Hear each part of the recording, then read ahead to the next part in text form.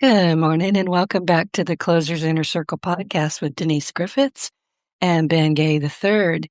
And today we're talking about the silent skill that separates good closers from great ones, and that's emotional intelligence in sales. So today we're going to tackle how do the best closers, in the world know what a prospect is really thinking, even when they're not saying it. And Ben is an expert at this. And it's not magic. It's not manipulation. It's emotional intelligence. And Ben is going to break down how to sharpen it deliberately and why most salespeople never do. Maybe they don't understand the need to. Maybe they're not really listening well, but we're going to explore that. And today we are sponsored by our friend and colleague, Cynthia Kay, also known as CK. Now, Cynthia is a keynote speaker. She's an author and small business leader with over 35 years of experience building her own award-winning company from the ground up. And she's one of those really rare people who makes everyone in the room feel like they can actually do this. She works with current and aspiring small business owners across every industry, delivering the kind of practical, straight talking guidance that only comes from someone who's lived it. And we're also thrilled to share that CK is contributing to the Closers book series, also known as the Sales Bibles globally. That's how they're known. So you'll be hearing a lot more from her. And in the meantime, check her out at cynthiakbiz.com. You're going to love her. We do. Now, back to our conversation. Most salespeople are so focused on what they're about to say that they miss everything the prospect is actually showing or telling them. So Ben is going to get into the real foundation of closing and why the closers who last aren't just great talkers, they're great observers. Good morning, Ben. How are you? Good morning. I'm fine. Pleasure to hear your sweet voice as usual, and I good know to know that. you took the Good. trash out already, right? Don't interrupt when I'm giving you a compliment. Sorry. But I have to tell the audience what I mean. We talked about this, his notebook, it's not really a notebook, it's his planner. Every Wednesday is Denise and trash out. So I'm That's right. thrilled. Yeah, okay. Go back to complimenting me. I'm ready now. Two major achievements to get off my list every morning. And today is not only trash out, it's recycling day and trash out. So it's a, Oh, a big day in my life. and me. Yeah, I'm so And you. yeah. So what are we talking about today? Because you and we've talked about this a lot before that they're not listening. And I'm just going to condense it. They're not listening. They're so busy going, okay, I've got this. I've got to sell them on this. And they've got this, I don't know, squirrel cage going on in their head going, yeah, but. So people need to shut up and listen, don't they? So, do one of the things that someone said to me one day, I'd never heard the term, but this is a few years ago.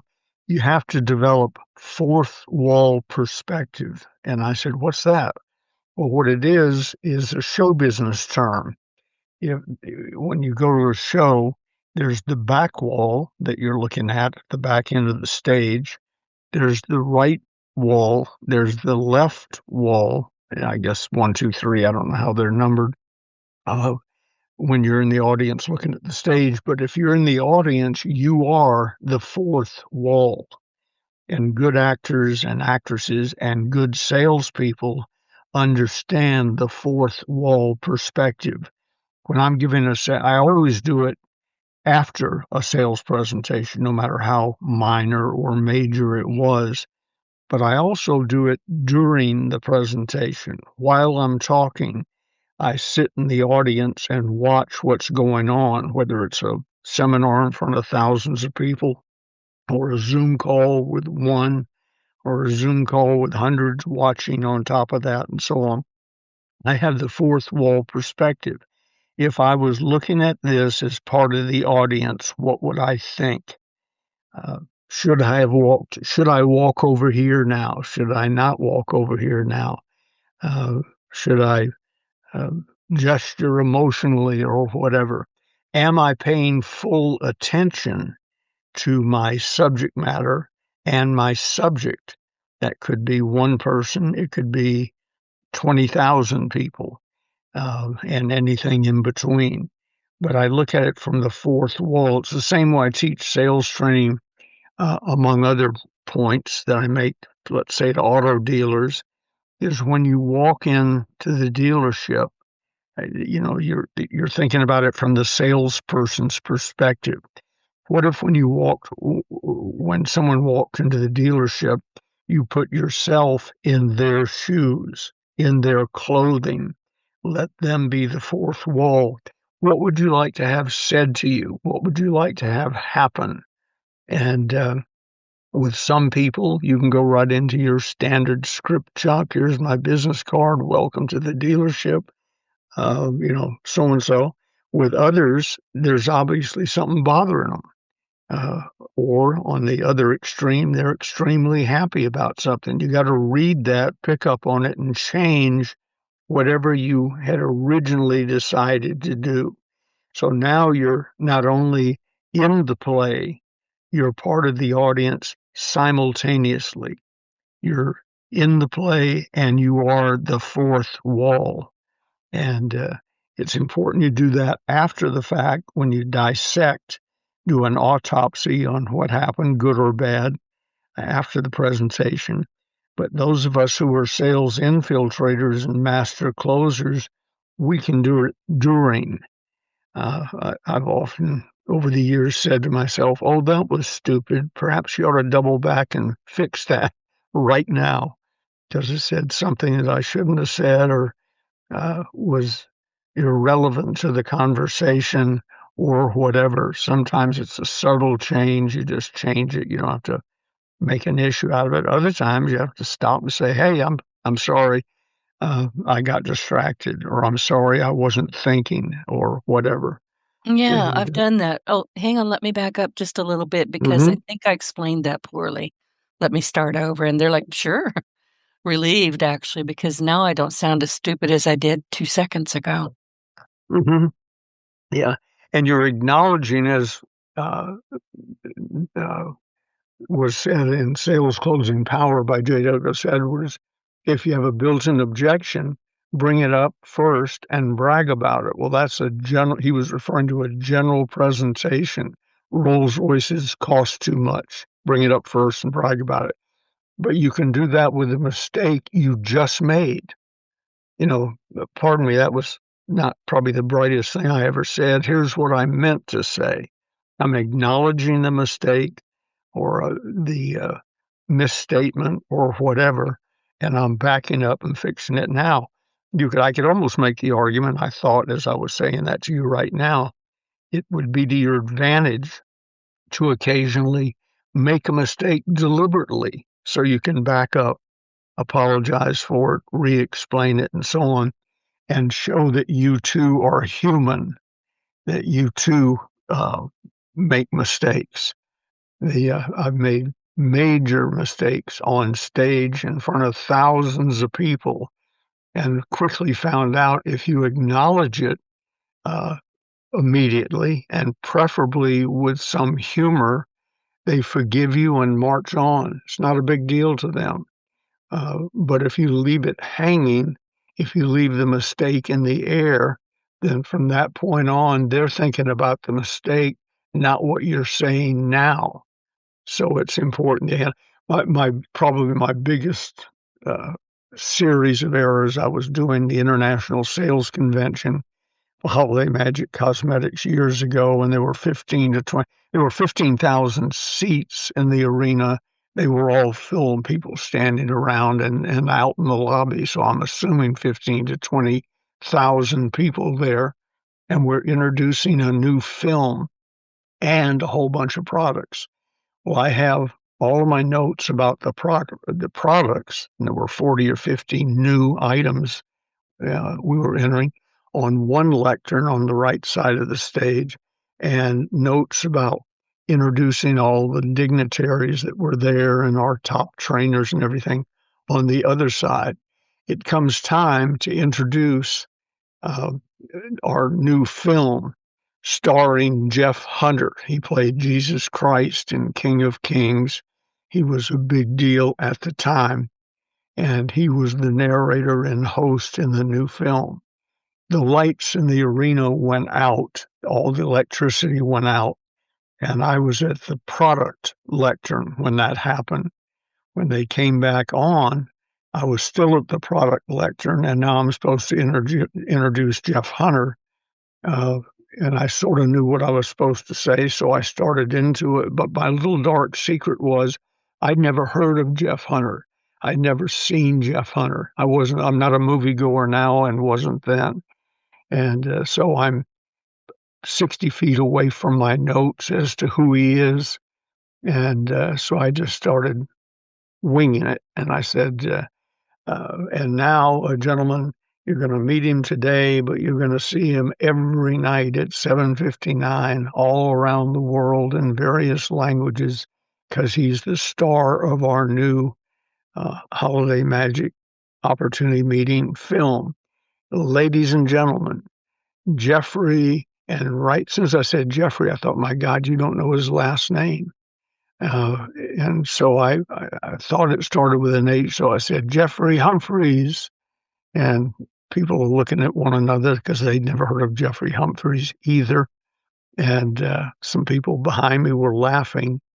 And so then I went through, I'm guessing 15 last names that start with H.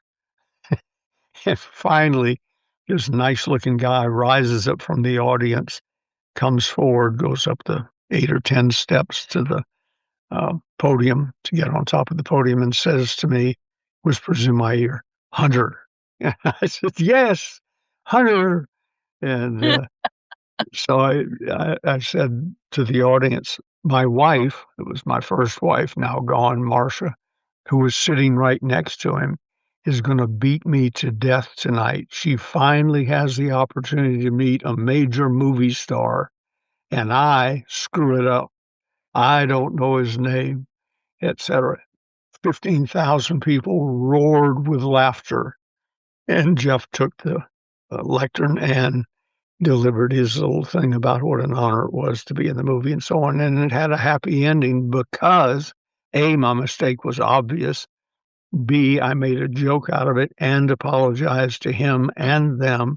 And we went on and had a terribly successful meeting. I mean, millions of dollars changed hands within an hour of the start of that show convention.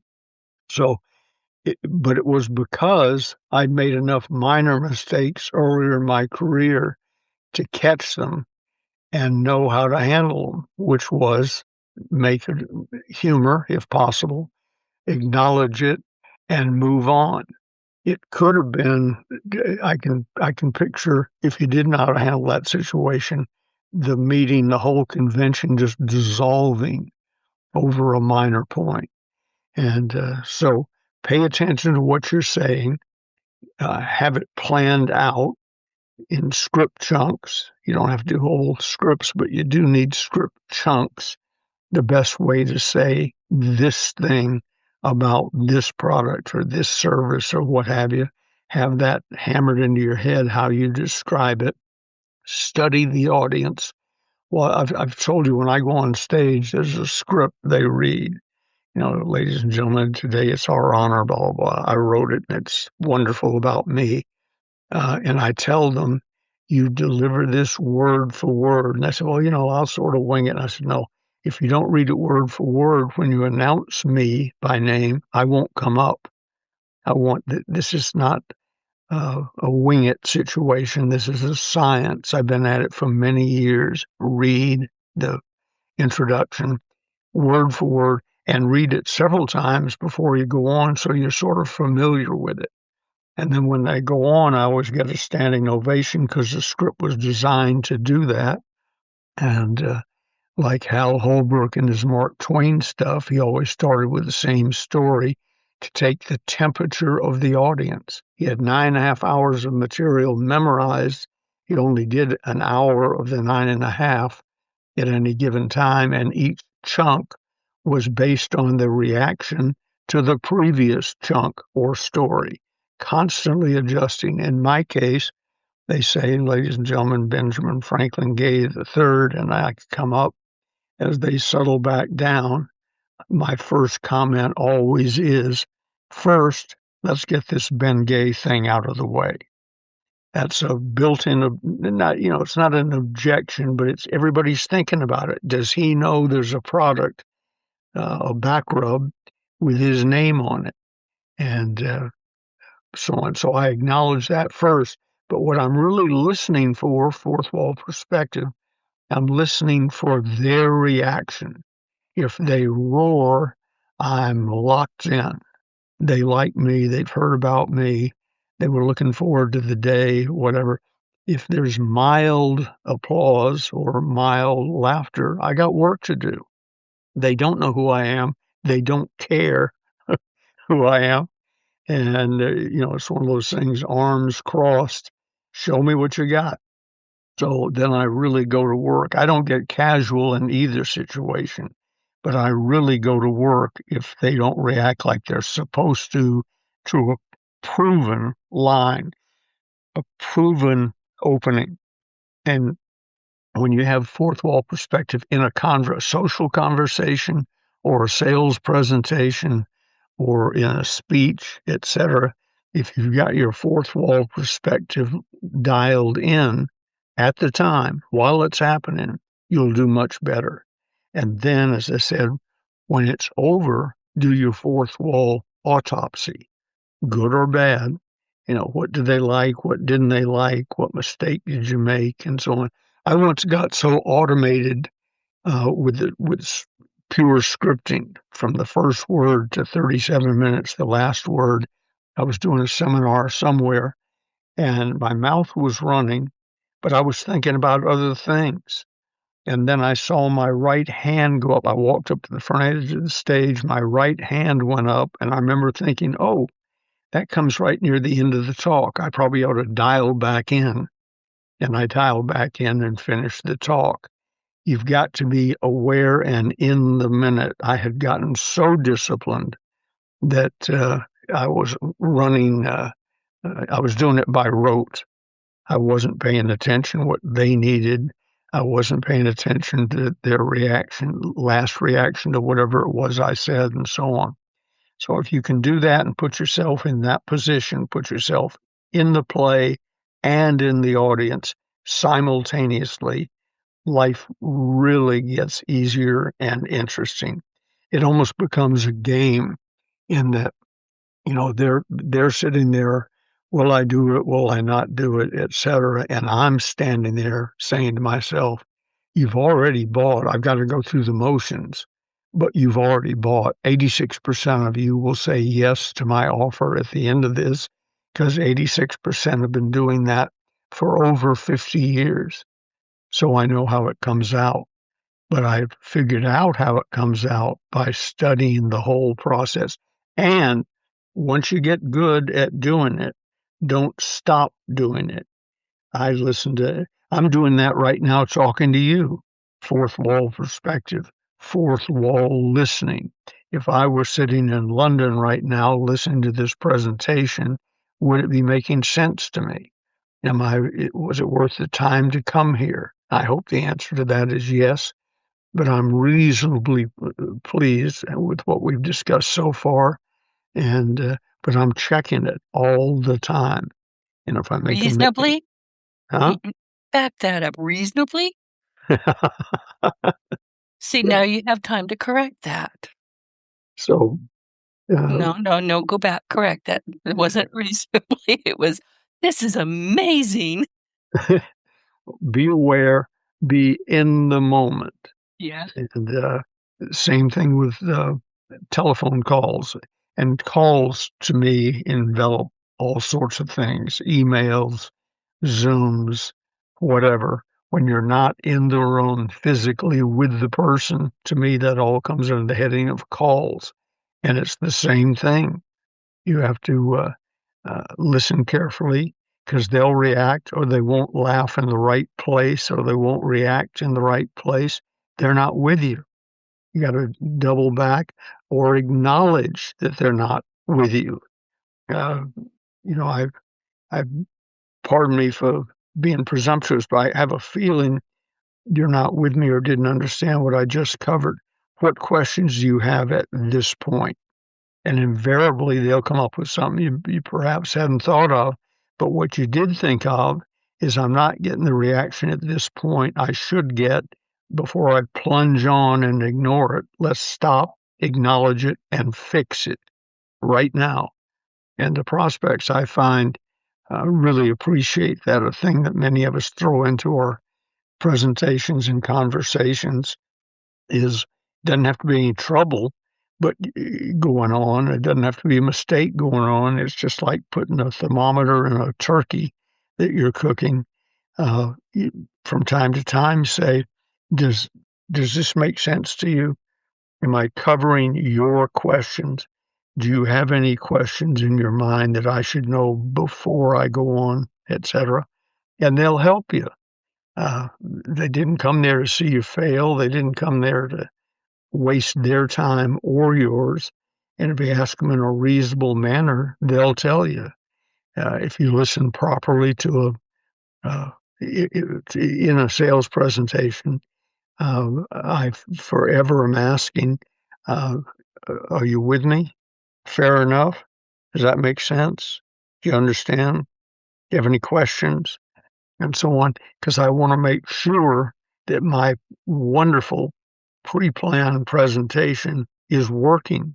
And sometimes it's not. But if you double back, acknowledge it, and adjust, you can get it right back on track. And they appreciate your honesty, truly appreciate your honesty.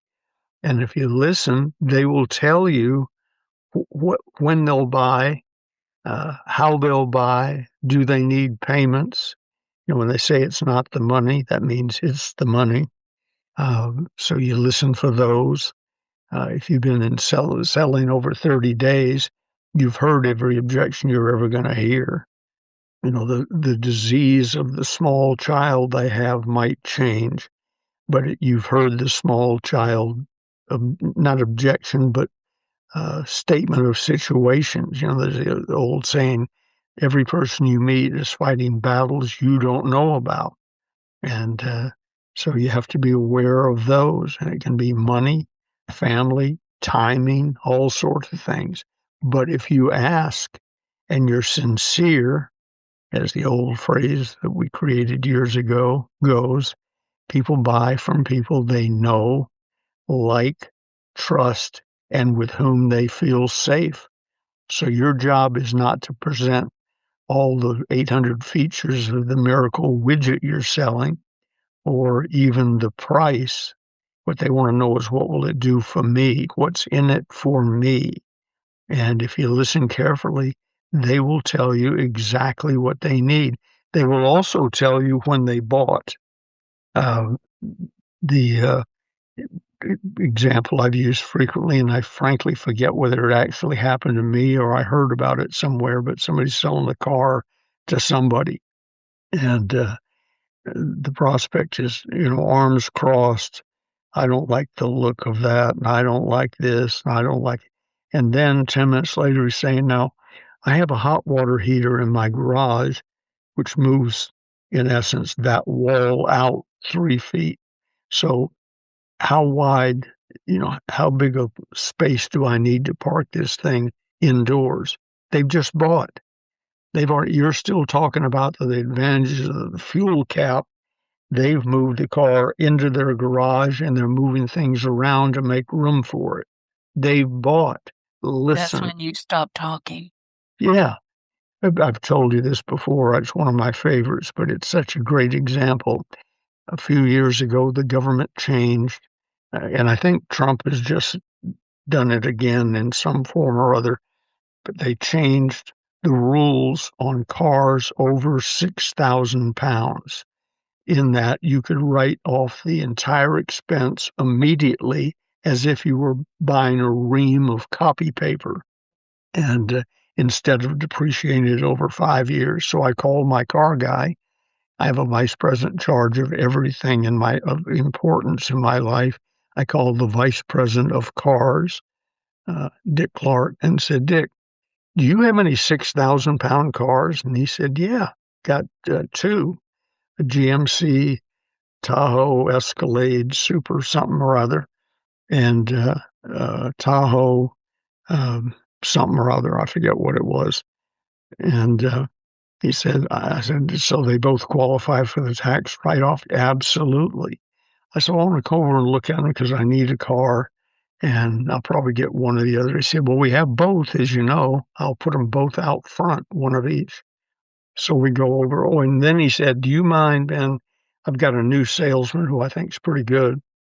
And would you mind if we pretended like he's handling this? I'll just be quiet. And I said, no, I'd love that. That'd be fun. So we go over, and sure enough, there's a white GMC on the lawn in front of the dealership, and there's a gold Toyota Sequoia, I think, whatever it was, sitting on the lawn. And so we get out, introduce ourselves to the new guy, said hello to Dick. Gigi was with me. And I said, both 6,000 pounds? And he said, yeah. And the and he nods at the new kid to remind me I'm supposed to let the new kid do this. So I said, all right, well, young man, what's next? He says, well, let me show you the engine. He pops the hood open. Let me show you the engine. And then he starts through, I'm told there are 7,000 parts on the average car. I think he intended to cover every one of them. But he started through the fuel thing is here, the engine is here, it's got the super exhaust. And I said 2 or 3 times, but they're both 6,000 pounds, right? Oh, yes, like I was aggravating.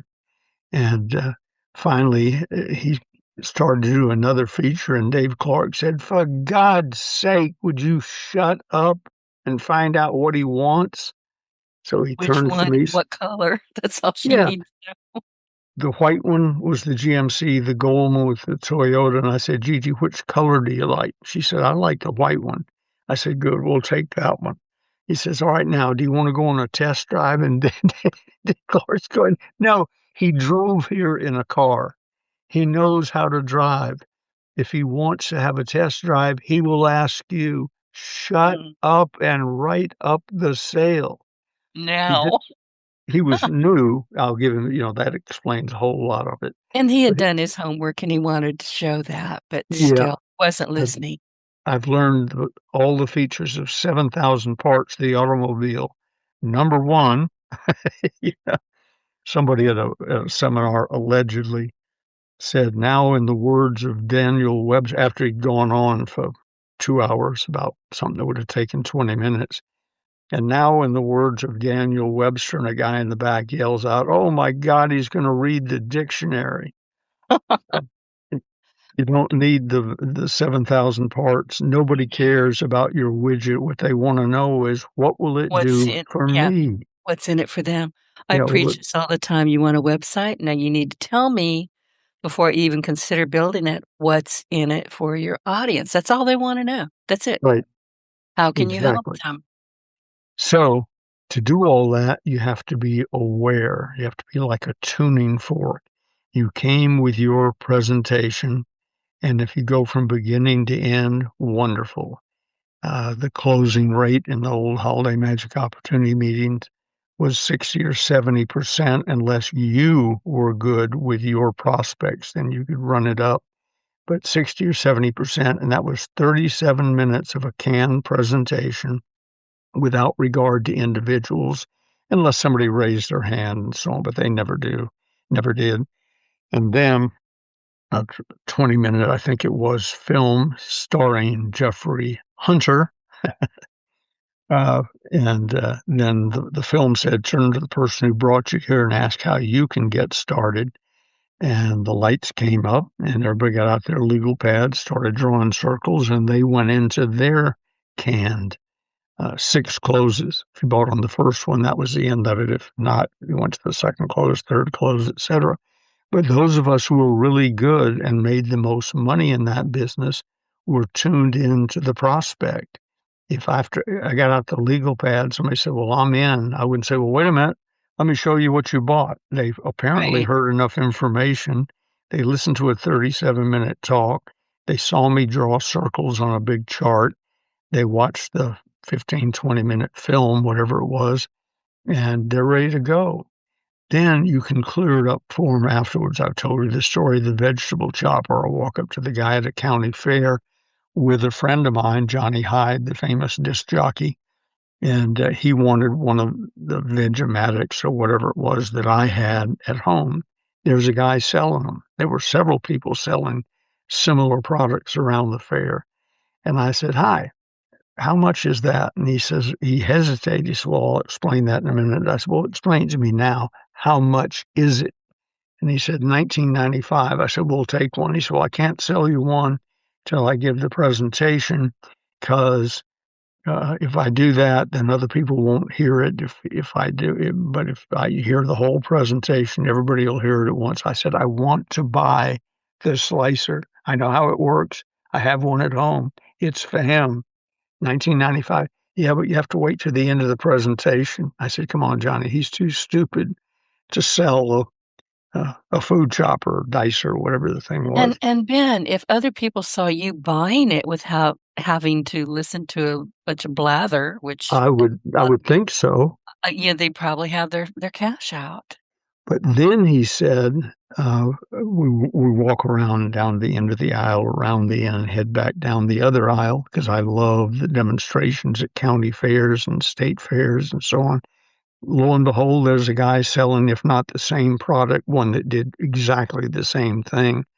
And I said, "Hi, I just had an interesting experience. A guy wants me to listen to a sales presentation before he sells me one of these. Can I buy, just without hearing the talk, just buy one for him?" And the guy says, "Certainly." I said, "How much?" He said, $19.95. I said, "Call it 20." And I gave him $20. He gave me the food chopper. As we started to walk away, he says, "But if you want to stay and listen to the sales presentation, you'll get a lot more use out of that because I'll show you things I guarantee you don't know." I said, "Great idea. Johnny, let's stay and watch the presentation." First, he listened to me. "You want to buy a food chopper. You know it's $20. You're willing to give me $20. Deal done. Now, let me give you some extra benefits if you want." And I got the distinct impression if I'd say no, that was all right, he would say, "Have a great day." He was not there to give presentations. He was tuned into the customer. He was there to sell food choppers. Oh, and then as we were leaving, I made a point of going back down the first aisle as we were walking out. I didn't say anything to him, but I carried the food chopper where he could see that in spite of him, I was able to buy one. So he sort of looked up with a funny look on his face as we went past, but I didn't make an issue out of it. Looking back, I wish I had because I could have taught him a real sales lesson, but he wasn't prepared to hear it. He may have So learned it anyway. Once he got home and his wife said, "You did what?" He might have learned. Who yeah. knows? How much did you make today? It seems like about $20 light to me. What happened? Well, there You was ran this guy. you ran your mouth again, didn't you? And speaking of wives, what did Marcia do to you? Did she, beat you about the head and shoulders, or did she laugh? It's selling is a fascinating thing. We get so caught up in ourselves, we forget that we've already bought. We bought the opportunity to sell the widget. We're in. We're presenting it to other people, so we can remove us from the equation now and zero in on the prospect or prospects in a fourth wall manner so that we're tuned into what they want. If you're, I've been up in front of large groups, let's say 500 people, and I'm talking and I see a guy in halfway up on the left-hand side, uh, shake his head or something. It depends on the situation, but I've been known to stop and say, "Sir, you in the checkered sport coat, something about what I just said bothered you. Tell me what it is." Because my theory is if it bothered him, it probably bothered 40 other people in the audience. People aren't all that independent. They run in cliques and crowds and packs and flocks. And if I said something that threw him off, and they'll say, well, I was just wondering about this. Great question. Great question. Here's the answer to that, blah, blah, blah, blah, blah. Do you understand that? Yes. Fair enough. Fair enough. I've now just closed him and the other 40 people who didn't cross their arms or raise their eyebrow or what have you, because they were all thinking it. Well, And and here's the thing, Ben, and I've noticed this, when I'm around crowds, which is rare, I admit it, but I'm always watching, I'm always observing. And the minute somebody crosses their arms or, shakes their head in a negative kind of way, that's not invisible. People around it pick up and they start to wonder what what is did the I problem? miss? Yeah, what's going on here? And now they're listening in a completely different way. It has a ripple effect. Just one guy can make a ripple effect. It's pretty amazing. Truly is.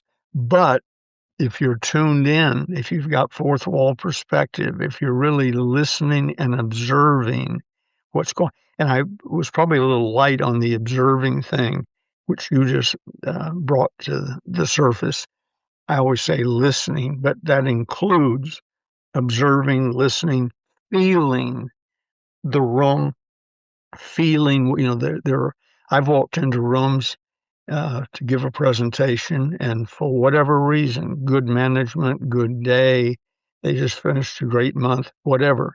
They're all upbeat and happy to see. I feel like I'm going to a family reunion. And I've also walked into rooms where I'm looking for the casket. There must be a body in here somewhere, or these people wouldn't be that depressed and down and so on. You got to know what you're dealing with. And that's all coming from fourth wall, listening with a capital L, observing with a capital O, and being like a tuning fork. If something goes on in the room, you should know about it. Now, can you succeed in selling with all the things we're talking about? Yeah, you can bull your way through. You can close 30, 40%. And if it's a good product and a good markup and so on, 30, 40%. In most businesses, in the car business, 30, 40% will put you in the Hall of Fame. But there are people in the car business. I'm thinking of Ali Rita, the greatest car salesman that ever lived, who, if his closing rate went to 30 or 40%, he'd go to a psychiatrist to find out what's wrong. Because Ali, when you walk in to meet him, assumes you're going to buy, and pretty much you do. He doesn't have to do any more. In the beginning, he did, but he doesn't have to do any more any cold calling. He works by appointment only. He works by people calling him to make the appointment, referrals, word of mouth, etc. And he has sold more cars in a year, a month, a week, etc., than anyone on earth ever has. The greatest car salesman that ever lived. Yet he's selling the same car as everybody else on the floor at the same price as everybody else on the floor. The difference is Ali is tuned in like a tuning fork, and he's done the advance work. You sort of feel like, I got an appointment to see Ali Rita. Can you imagine? Well, when they come in with that attitude, we're just down to what color do you want? Right. And that goes, everything you're talking about, Ben, goes back to what we said at the top of the show, emotional intelligence. Right. It's EQ, it's paying attention, it's listening. It's not a whole bunch of hard selling at all. In fact, honestly, if you try to hard sell me like somebody did on LinkedIn this morning, I abandon you quickly. And I'm not all that polite about it. I mean, once you've come back to me a fourth time after I've said, please don't contact me again, I'm going to hurt your feelings. It's just a given. You And own, yet, you if they earned put you it. over in drip marketing where they just sent you something once a month to remind you that they were alive, not asking you a specific Right. question, can I Like have you a do, the way you piece? show up on Facebook and LinkedIn all the time. Yeah. Hello, I'm still here, but I'm not asking you to do anything. I'm not asking you any stupid questions. I forget what was on the air or in the green room today. This morning, I had a guy who asked me 4 or 5 inane questions. How do you good to contact? How do you get most of your leads? Or blah blah blah. And I gave him some little quick one-word answer, and then he's right back with another one. Then he's back with another one, and there were all sorts of things I could have said, like "Get away from me, you annoying little creep." But I reverted to my standard one, which is there's a difference between free sales lesson. There's a difference between persistence and being annoying. New paragraph. Over and out. Now, I hope he has enough exposure to the military to know what that means, but we're done. Put me in your drip marketing system where I go, oh, he's still there, still in business. I've got lots of people I've done business with over the years who all they did was from time to time remind me that they were alive. Because, this morning when I came in, there were over 400 emails because I was only here a half a day yesterday. Over 400 emails. You need to catch me instantly with your name and have that be a positive. If it was something from you, I'd open it. In fact, you were 2 of them. What we were going to talk about today and the connection to this call. If I see Denise, I've even looked at some Denises that weren't you and thought, oh, got tricked by that. But Denise, That's a poser. That's not the real Denise. I love Denise that. gets you into the bucket that's going to be opened and looked at, and or an intriguing subject line that I haven't seen before. One that I have seen a few thousand times is I was looking through the websites today and came across your, delete. I've heard that one 10,000 times. No, thank you. So it's like a headline, in sales presentations, remind me, in newspapers, the headline is designed for one thing, to get you to read the subhead, if there is one. If not, to get you to read the first sentence of copy. The first sentence of copy is designed to get you to read the second sentence of copy. That's their only purposes. You're not trying to do everything at once. You're not trying to probe their minds or get into their inner personalities. You're just trying to pique interest to keep them going. Joe Carbo, who ran a series of ads called Lazy Man's Way to Riches. It was to sell a book that he had written on how to do direct mail and so on. One of the most successful ads of all time. It was a full page of copy, almost looked like a thumbprint. But Lazy Man's Way to Riches was the headline, and that was enough to catch most people's attention.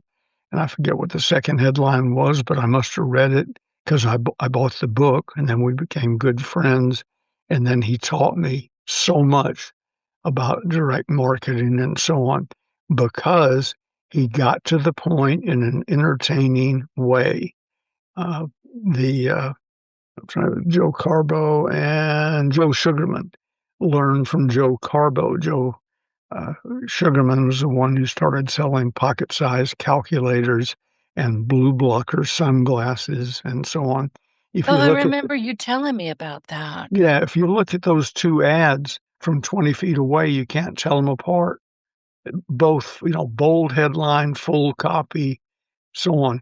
I wrote one that sold, I'm guessing, of the 10.5 million copies of the closers we sold through 30 years ago, more since. I wrote one where the headline was all caps, large, bold, greed, Greed, greed, exclamation mark. And I figured that's going to offend some people, but I'll bet you people will tune in. Who would put a headline like that in an ad? Well, enough people found it fascinating to read the subhead. And then they found it fast enough to buy books. And we sold millions of copies. We sold so many copies of the closers through that and a few other similar ads that I haven't run an ad in 30 years. We've sold the second set of millions of copies of the closers, parts 1 and 2, and now the whole series, because of that original ad and referrals ever since. That's also a great tag on to this subject. You have to have a great product or service to get them to keep coming back. You can who is it? There's a P.T. Barnum I think said there's a sucker born every minute, but there's not a sucker that will come back to you every minute. That's got to have been a positive experience with positive follow up, drip marketing. Remind them you're still there. I get orders from time to time that with a phrase like, I've been hearing from you for 20 years, and finally I'm ready. And they buy 500 copies of the book or whatever, or have me in to do a seminar or whatever. But we made an impact. We paid attention to what other prospects and customers had said to us over the years.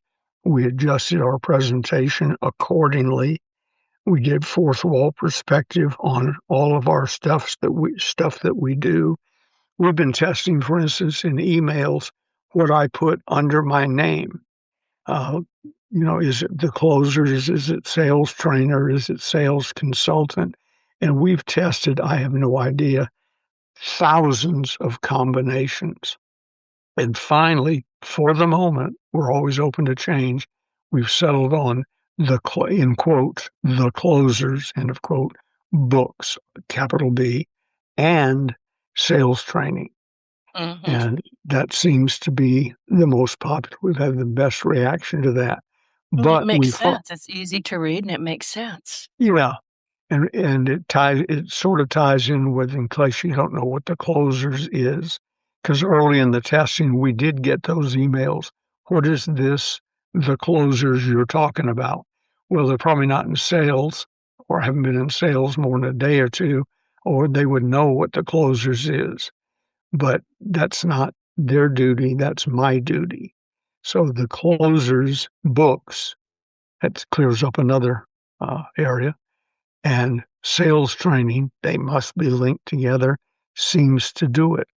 And but that's following the three rules of direct marketing, sales presentations, email drips, etc. If you're listening to this for the first time, write this down. There's just three rules. Number one is test. Number two is test. Number three is test. And occasionally we've settled on the closers books and sales training. If I'm sending something back to somebody, let's say who's in the sales training business, I don't want them to think, oh, here's a competitor snooping on me. So I just delete sales training. It just says the closers books. You go, okay, he's offering books, that's fine. And occasionally, this is individual, not to groups, occasionally I don't put anything up, because if you're in selling and we're having sort of a conversation through email, or there's a conversational tone to the series of posts, I just put Ben Gay the Third. It's an unusual. My name was Bob Smith. I may not be able to get away with that. But Ben Gay the Third in the sales world sort of says the closers, sales training, seminars, etc. I'm reasonably well known in that market. But to No. 95%, Really? And you're so humble about it. to You're 95% of the very well people, to 95% of the people, it's the closers books and sales training. And that does it. But that came from awareness, fourth wall perspective, paying attention to what reacts to. We People say I'm anal. One friend said that to me 17 times. That's funny because yeah. Okay, now that's in my head. Okay, keep going. So, and I'm never speaking to him again. And I told him that 4 times last week. So we keep track of things that a lot of people wouldn't bother with. And sometimes I have to catch myself, you already know the answer to that. It's like the crooked stamp on a postcard or letter. If you put the stamp on somewhat askew, the open rate goes up dramatically because it says this wasn't done by a machine. It's Right. not a it's not a postal permit. It wasn't lined up perfectly. So sometimes we send out a postcard. If you buy anything, we send out a postcard thanking you for it. And I have to remind myself, don't make it upside down, but make it crooked enough where it catches their eye. If only subconsciously they're saying to themselves, oh, a human being sent this postcard to me. This isn't dear occupant with a postal permit on it. And that increases. I've seen studies that quote numbers, but it's one of those things that to me is proven science. I don't need to see a study anymore to know it works. It works. But there were studies back in the early days of the crooked stamp, increased opening of the envelope or reading of the postcard 30 or 40%. And it's one of those things that's automatic now. You just do it. I And you, actually do that on my Christmas cards deliberately. And you know why? Because nobody sends Christmas cards anymore, the pretty ones, and I think that's a shame. But I got some years ago, I grew very weary of pre-printed Christmas cards, Mhm, pre-printed envelopes on shiny stock photograph paper. It's like, why did you go to the trouble? You mhm. could have bought you could have gone to the Walmart and, bought some pretty Christmas stationery and written a note, written it in big letters. Doesn't matter. Write something nice. I'll keep that forever. But if I'm going to get something on that was just all pre-planned and you never touched it, I don't want it. I'll tell you, Here's my I here's me appreciate and it. my four kids standing in front of a Christmas tree. Yeah. Love pre-printed Bob Right. and Tina. Yeah, and I don't like kids, so that's not gonna move me anyway. I don't dislike them, I just don't wanna be around them or their parents, but, there's that. But it's just I'm thinking, "Oh, that's really sweet that they thought of me," but it doesn't get in my keepsake box, it doesn't live with me anymore. That's too bad. We get those That that's what we're letters of how we get those letters of how wonderful they are. Bobby graduated from Harvard with 15 degrees and about. so. Gigi made me stop, but I used to take a Sharpie, the marker's pen, and write it across the front of it and then mail it back to him. Happy to report none of our kids are in prison. Uh, and Now why would she make you stop doing that? I don't I don't understand. know. I don't know. I thought it was terribly clever. It was Apparently, mean, but clever. apparently, Gigi and some of her friends didn't share my enthusiasm. I think it's But funny. but none of them are in prison currently, so I'm sort of proud of that. Currently. Gotcha. Okay, so what we were talking we're running out of time. What we were talking about, to those of who might have gotten lost during the conversation, we were talking fourth wall presence. And Ben, I have to tell you that term, I had never heard of it before you shared it with me maybe a year ago. And that term showed up again yesterday. And then here you come. I hadn't mentioned it to you, and you mentioned fourth wall. There are no accidents. It's not serendipity. Somebody's listening. The ether is listening. God is listening. But we always find our way through these conversations when they need to be talked about. But to our audience, why we're talking about presence and why getting out of your own head and fully into the room is the first discipline before any technique or strategy. And we're talking really post-call reflection, reviewing your own behavior and your prospects' responses until pattern recognition becomes second nature. So basically, what we're trying to share here is train your observation muscles everywhere, in restaurants, in meetings, in everyday life. So you show up sharper and more aware when it counts.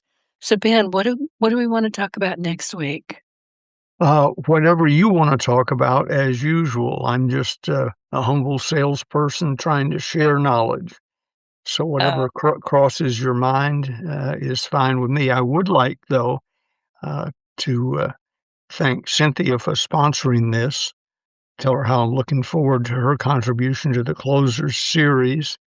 And uh, and I've heard nothing but good things about CK from you and from everybody who's known her or heard her, what have you. So we're honored to have you as a sponsor and hope you'll be back with us many times and that it's worthwhile to you. oh, she's one of my favorite people, and thank you for acknowledging her. So listen, everybody, you want the books? I can tell you how to get them. Ronzoni Books, Ronzone Books on eBay is the only authorized outlet for the entire Closing series. Did you know that? It's the only place you can't really get them anywhere but eBay. You can probably try to get some from Ben. He'll probably send you to eBay. I'm not sure about that, but I'm guessing that's what'll happen. So you can get parts 1 through 5, bundles, and more, all with free shipping. And be sure to stock up with bulk bundles if you're outfitting a sales team. And the series keeps on growing. As Ben just mentioned, we've got 3 new books. I say we, 3 new books are in the works right now. I'm working on mine. Our friend and today's sponsor, Cynthia Kay, is writing hers. I've read parts of it. It's excellent. And our friend Randy Chaffee has one on the way as well. So they're growing. The Closers is growing. Stay tuned, and this lineup is about to get even stronger. So head to eBay, Ronzoni Books, and get your hands on the books that have shaped sales closers for over 40 years. Is that correct, Ben? Is it 40 years or longer? Well, I think a little longer, but that's close. We'd sold 10.5 million when we quit counting 30 years ago. So it took a while to sell the 10.5 million, probably about 10 years. And I don't have one right in front of me to get the original copyright off of it. But that's close. That's in the market. Yeah. And listen, thank you for including me in this series because I don't think I've shared with you often enough how honored I am that you invited me. My pleasure and honor. And we needed someone to fill in that sales aspect of podcasting. And that's among the many subjects you'll be covering in the Closers Part 4. And I look forward to proudly announcing that to everyone in the near future. Oh, I'll let you know. Well, you're getting a box of books as soon as they're ready. But it's been an interesting process, I have to tell you, because remember when you said, Denise, you're going to write a book? I said, Ben, I started it. I've got an epic blank page, and you didn't let me get by with that at all. So thank you for telling me, no, Denise, you're going to write a book.